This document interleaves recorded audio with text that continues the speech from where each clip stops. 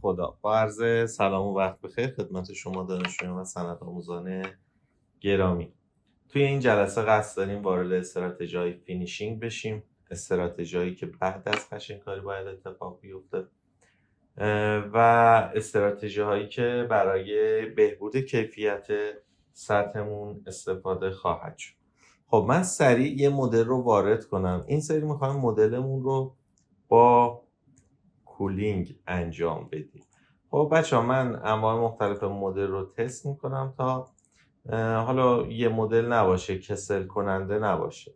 خب من یک بلوک براش تعریف میکنم، کلکیولیت. حالا مختصات فعلا نمیخواد، مختصات گلوبال دستگاه وقتی ما مختصات تعریف نکنیم مختصات گلوبال دستگاه رو به عنوان مختصات کاری ما در نظر میگیره. فعلا که نمیخوایم وارد عمل بشیم، فقط در حد توضیح هستش. خب من قبل از اینکه وارد استراتژی‌های پرداخت بشم، استراتژی‌های فینیشینگ بشم، یک نکته رو باید خدمتتون بگم. من پترن ها رو بهتون توضیح بدم. همونطوری که از پترن، خب حالا معنی پترن میدونید الگو میشه. ما بعضی جاها برای حرکت مثلا در دستگاه 4 محوره 5 محوره اینا، خب برای حرکت ابزار باید یک الگو داشته باشیم، خب که بگیم ابزار طبق این الگو حرکت کنه. اوکی. برای سوراخ‌کاری که جلوتر تعریف می‌کنیم ما باید یه سری الگوی سوراخ‌کاری داشته باشیم. خب توی یکی از استراتژی‌های ما که حالا اولین استراتژی من توضیحش میدم، می‌خوایم چیکار کنیم؟ بگیم که یه سری الگو برای سگمنت هامون داشته باش، برای مسیر هامون یه سری الگو داشته باش. خب پس من وارد سربرگ پترن میشم، گزینه پترن رو میزنم. خب کامپوزیت کرو رو که بزنم، بچه‌ها بیشترین گزینه‌ای که ما باهاش سر کار داریم کامپوزیت کروه. من یه توضیح میدم. وقتی روی کرو بزنیم چه اتفاقی میفته؟ میتونیم از منحنی‌های مدل به عنوان پترن استفاده کنیم، به عنوان الگو. مثلا ببینید من اینو انتخاب میکنم، این فلش، هر فلشی رو که بزنیم ادامه پترن به اون سمت. مثلا من این فلش رو بزنم ادامه پترن روی این خط صورتی حرکت میکنه. زرد رو بزنم به این سمت حرکت میکنه و به طور کلی این خط قرمز پررنگ میشه پترنی که فعلا ما ساختیم. همین اوکی، من اینو اکسپتش میکنم. خب میتونیم هم حالا پترن های از جنس های دیگه، مثلا پترن های دایره‌ای شکل بزنیم، پترن های آرک بزنیم، پترن های خطی بزنیم. میتونیم با استفاده از این گزینه ها بیایم پترن هامون رو کات کنیم، دوتا پترن رو به هم ملحق کنیم، حالا ترانسفورمیشن روش انجام بدیم و غیره. خب خیلی نمیخوام روی این گزینه ها مانور بدم. پس من اینجا اکسپت رو میزنم و یک پترن به این شکل برای من ساخته شد. خب و در زیر مجموعه پترن یه پترن برای من ظاهر میشه. خب پس من فعلا یک پترن ساختم. اگر خواستیم مثلا پترن دایره‌ای شکل بسازم، خب میایم روی بحث دایره‌ای شکل، مثلا من یک پترن اینجا بزنم. اوکی. و اینا حالا ردش میکنم. بریم سر وقت استراتژی ها. سربرگ تولپس یا سربرگ هوم فرقی نمیکنه. قسمت تولپس توی قسمت فینیشینگ 3D offset فینیشینگ، چون میخوایم باهاش سر کار داشته باشیم من ستاره‌اش رو میزنم که در قسمت فیوریت هم ظاهر بشه. خب با اومدن این گزینه یک پنجره، با زدن این گزینه یک پنجره برامون باز میشه. ازمون پترن رو میخواد. من فعلا پترنم رو چیزی نمیدم. خب این گزینه ها میتونیم به جای این که بیایم قبل از اینکه استراتژی رو تعریف کنیم وارد سربرگ پترن بشیم، از همین قسمت پترنمون رو تعریف میکرد. خب من اینجا یه کلکیولیت بزنم ببینم چه اتفاقی میفته. خب میبینید که مسیرها رو حالا به این شکل خودش اومد از مدل یک آفستی گرفت. خب و طبق شکلی که مدل داشت سری مسیر ایجاد کرد. تو میخوای بگی که آقا من شکل سگمنت هم نمیخوام از مدلم پیروی کنم، میخوام از این پترنی که من رسم کردم پیروی کنم. خب پترن رو اینجا انتخاب کنم. ببینید چه تفاوتی پیدا کرد. اوکی. پس من یک بار دیگه اینو نام کنم، یک کپی هم ازش گرفتم. خب از بالا به مدلم نگاه کنم، ببینیم چه اتفاقی میفته. این قسمت تول پس ببینید این زمانی که پترن تعریف کردیم، خطوط تقریبا موازی این پترن من، اینم زمانی که خود حالا نرم افزار بر اساس مدل اومد و مسیرها رو انتخاب کرد. پس تا اینجا پترن رو داشته باش. گزینه بعدی outside in و inside out که خب اینجا من روی outside in گذاشتم. inside out که بزنیم چه اتفاقی میفته؟ یعنی ابزار از داخل شروع میکنه. بذارید تا من روی این میتونم توضیح بدم دیگه یا نه؟ بذارید من اینو فعالش کنم، اینو پاکش کنم، یه اکتیو یه کپی ازش بگیریم. اوکی، اینو بکنیم outside in. خب چه تفاوتی میکنه؟ ببینید در قسمت outside in ابزار از اینجایی که هست میاد از بیرونی ترین پترن شروع میکنه و زمانی که inside out باشه از داخل شروع میکنه، یعنی از داخل شکل شروع میکنه. فکر کنم منظورم اوکی شدید، متوجه شدید. خب حالا این بیشتر زمانی که مدلمون دیواره نداره. ما هم قبلا گفتیم که ما اگر ابزار بتونه از کنار کارش رو انجام بده، خب برای سلامت ابزارمون بهتره. پس من خودم ترجیحاً روی outside این میذارم. حالا اگر لبه داشته باشه که اونو توی بحث رمپ بهش میرسه. اسپیرال رو وقتی که بزنم چه اتفاقی میفته؟ مدل به صورت حالا شاید روی این قشنگ معلوم نشه، بذارید من توی گزینه‌های دیگه براتون توضیح خواهم داد.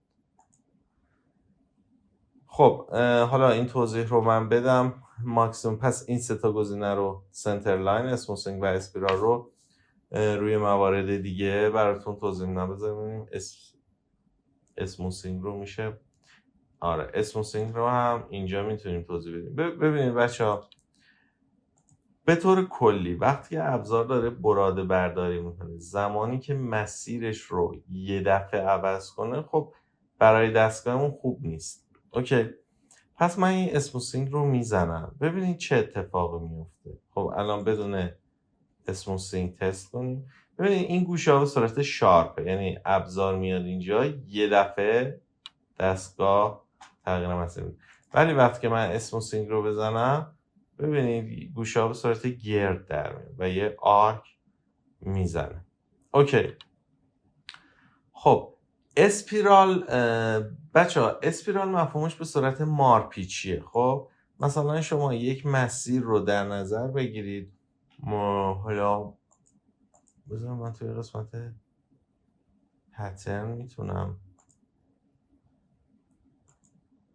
اینو یه توضیحی بدم. ببینید بچه، زمانی که اسپیرال باشه، حالا من اینو از توی پترن آوردم که مسیرها به این شکله. خب ولی وقتی که اسپیرالمون غیر فعال باشه، مسیرمون به صورت دایره، یه دایره اینجا میزنه، خب یه مسیر به صورت دایره اینجا میزنه، مسیر بعدی رو که میخواد بیاد ابزار بلند میشه میاد اینجا رو میزنه، دوباره ابزار بلند میشه میاد اینجا. ولی وقتی که اسپیرال باشه به این صورت کار رو ادامه میده. خب فکر کنم منظورمو متوجه شدید. پس اینم برای بحث اسپیرال و اسموسینگ. ماکسیموم آفست که واقعا گزینه بدون کاربردیه. من وقتی که بزنم مثلا اینجا تعداد 10 رو بزنم، خب بذارید من تعداد کمتر رو بزنم که متوجه بشین. 5 رو بزنم چه اتفاقی میفته؟ فقط 5 تا سگمنت برام درست میشه که اصلا میگم که حالا اصلا گزینه رو غیر فعالش باید. گزینه سنتر لاین رو جلوتر براتون توضیح میدم. خب تلورانس رو که میدونید، کات دایرکشن، تیکنس رو چون حالا بحث فینیشینگ دیگه روی 0 قرار میدیم دیگه. اوکی، حالا بعضی از اپراتورها، بعضی از مهندسین میان چیکار میکنن؟ یک مرحله سمی فینیشینگ، نیمه پرداخت هم به کارشون اضافه میکنن و قبل از پرداخت نهایی یک پرداختم انجام میدن که بهش نیمه پرداخت بهش میگن، که حالا اینو میتونم مثلا یک عدد بذارم. من اینجا 0 میذارم. اینم استپ اوورمه. اگر 5 بذارم میگه ماکسیموم کاسپی که ممکنه برای ایجاد بشه چقدر؟ 88 the cost high. خب شما میخواید مثلا بر حسب کاست بریم، میخواید بگی که طوری مدلم رو بزن، استپ اوورم رو تعریف کن که کاست پایت هم ماکسیموم چقدر بشه؟ 1/10 باشه. خب خودش میگه که استپ اوورت باید 1/7 باشه. یعنی بر اساس کاست پایت، بر اساس اون دیواره ها و ارتفاع و اینا میاد براتون حساب میکنه. خب پس اینم از این موضوع دیگه. قرار شد من گزینه سنتر لاین رو بهتون بگم. خب بریم این پروژه رو ببندیم فعلا، کلوز.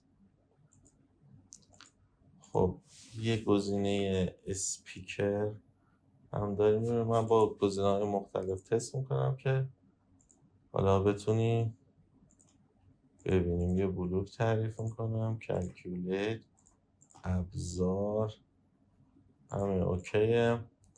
خب میام توی قسمت متری.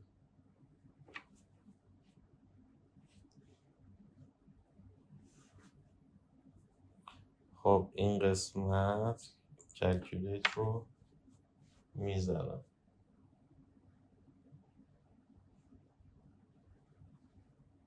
خب اینم برش میدارم.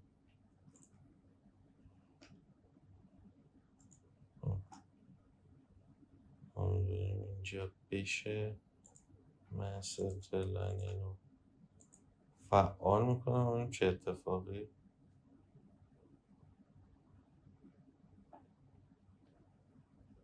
میفته. ببینید بچه ها، این گزینه سنتر لاین رو در نظر داشته باشین. من یک کپی ازش میگیرم، غیر فعالش میکنم، چه اتفاقی خواهد افتاد. خب من وقتی که سنتر لاین رو بزنم میاد توی بعضی از گوشه ها خودش یک خط این شکلی هم میره. جایی که فکر میکنه کاسپ میفته در گوشه ها میاد چیکار میکنه؟ یک خط این مرکز گوشه ها رو به هم وصل میکنه و یک مسیر هم اینجا میره جلو، جایی که احساس میکنه کاسپ اتفاق میفته. ببینید من حالا بدون سنتر لاین رو بزنم دیگه این خط وجود نداره. پس اینم از این قسمت. من سریع وارد استراتژی بعدی بشیم. خب مدل مثلا همون 2D رو وارد میکنم.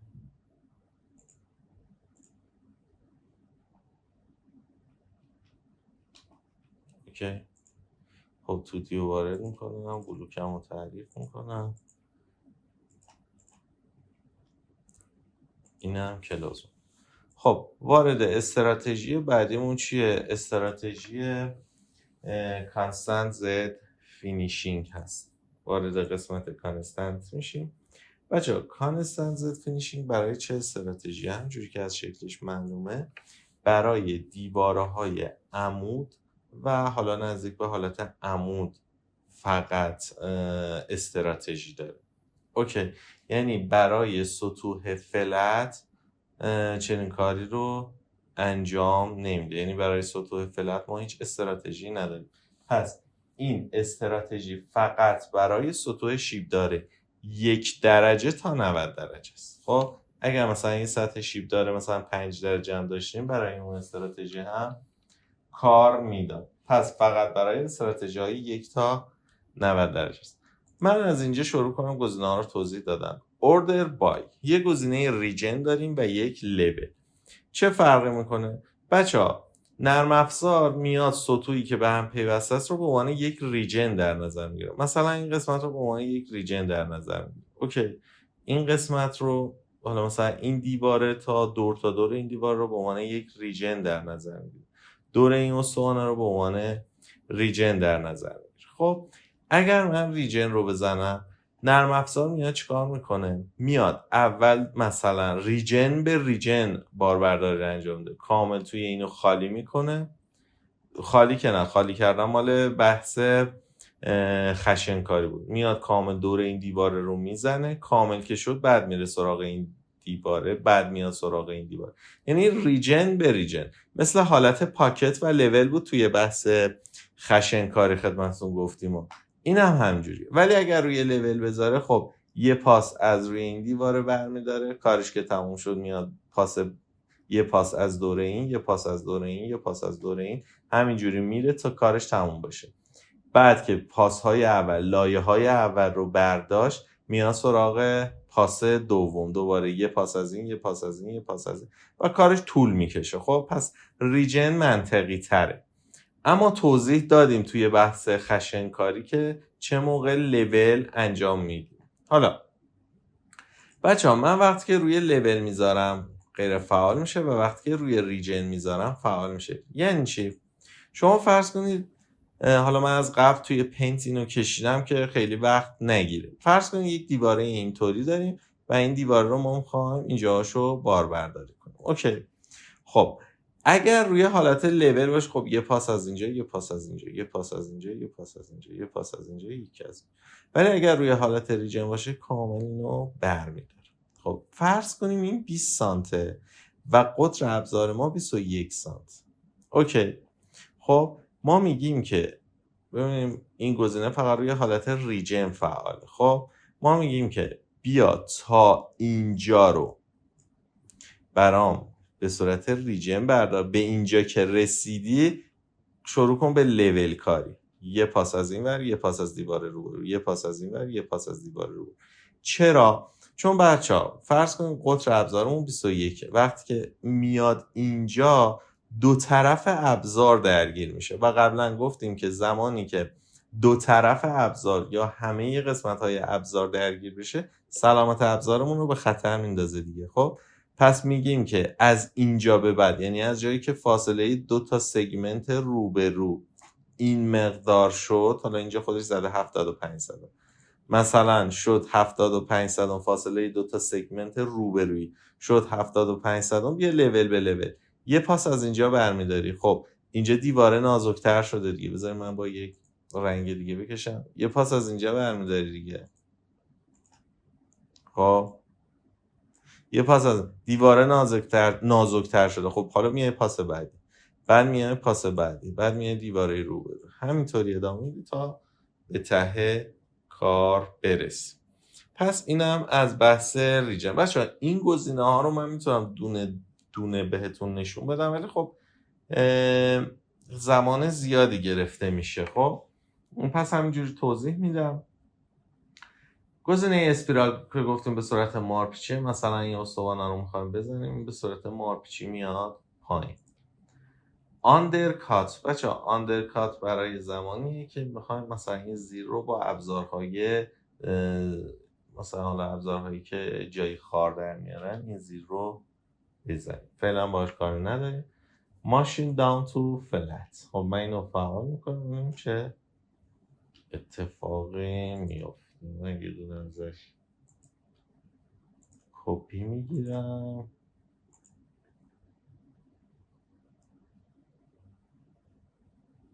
خب ببینید بچه ها، ماشین داون تو فلت الان تیکش رو زدم، در مقایسه با استراتژی قبلی چه فرقی میکنه؟